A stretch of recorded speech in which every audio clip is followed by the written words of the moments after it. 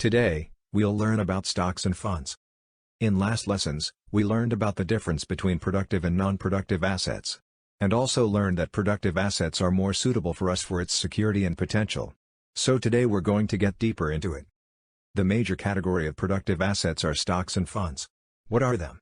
Let me give you an example. Say you and your friend decided to open a restaurant. And you and your friend each own 50% of the restaurant. How do we prove that? Stock might be the best method. That is, if the restaurant launched 100 units of stocks. For every $1,000 we invested, we get 1 unit of stock. So you and your friend each hold 50% of the shares. Therefore, the meaning of stock is to demonstrate how much we own the company. So, how does the company make money? Say if the restaurant first used $10,000 as the initial fund and made $1,000 after a year. Now, the restaurant has got two options. On one hand, it could keep the money and make good use of it to further develop its business. On the other hand, it can distribute the money to its stockholders. Most of the time, it's called dividend. So the more stocks one owns, the more dividends he will acquire. For instance, if the total dividend is $10,000. If there are 10,000 pieces of stocks on the market, we divide 10,000 by 10,000 and get 1, which means for each piece of stock, he will get $1. So if I have 500 pieces of stocks, I will get $500 as the dividends. So, after all, why do we choose stock as the tool rather than other trading products? There are 4 main reasons. First of all, its threshold is low. Compared with other products, like real estates, national bonds, gold or other commodities, stocks require the least amount of capitals. For real estates, you need at least a $100K only as the down payment. Let alone national bonds, which requires over $1 million. And for gold, you need a few $1,000s or so. While for stocks, you can invest only with a few $100s or even less. 2. Purchasing a stock is like starting a business. Stocks mean a company's ownership. So if you buy Amazon stocks, you just immediately become the boss of Amazon. Alright, it's a bit too exaggerating, but the core idea is the same. There are tens of thousands of employees and experts working day and night in the company to make it grow. Can you imagine how much time and efforts the company had spent to development and broaden its business? While you don't have to participate in any of those hard work but to enjoy the fruitful results. Unlike starting a business, you don't need to have a large amount of money to start, and don't have to worry about the operations. Don't have to face picky customers. Even if the company goes bankrupt, you don't have to pay any responsibility. The biggest risk you have is the money you invest. So if you invested $1,000, the worst situation is you'll lose all of them, nothing more. But if you choose wisely what to invest in the beginning, it's highly unlikely for a company to just go bankrupt all of a sudden. 3. High liquidity. Let's imagine this. If you want to sell your houses or business, what should you do? Definitely not just like shopping in the grocery store. You have to find buyers, whether by yourself or through intermediary. Furthermore, you have to go through all the details of the assets you own, sign plenty of documents, negotiate about the prices, etc. And finally manage to get the money.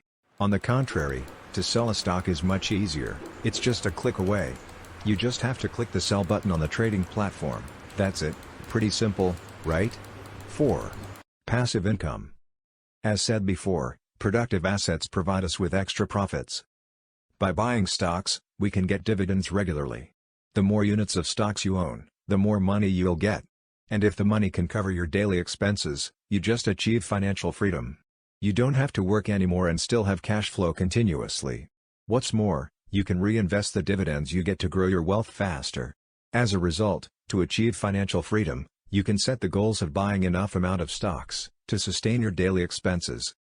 Enough about stocks, now let's look at funds. Funds are pretty much like stocks, it's just you are not the one who decided what to buy. You see, one of the biggest problems people face is choosing which stock to buy. They don't have a strong background knowledge about all those companies, they don't understand financial reports, etc. Therefore, if someone can help them choose what to buy, won't it be great? That's just the function of funds. Basically speaking, funds is a collection of plenty of people's money, and the fund manager will take responsibility of deciding what to invest. Like stocks, depending on how much we invest, we get investment units. And if the portfolio grows, the prices of our units will also increase. So it is the manager that make all the decisions. The only thing we do is to choose which fund to invest in. There are two main types of funds: active and passive ones. Active funds are just what we described above. You and others pool money together to ask a specialist to manage the money. He will decide at which stock to invest, when to buy and when to sell. He will then charge a portion of the money as his salary.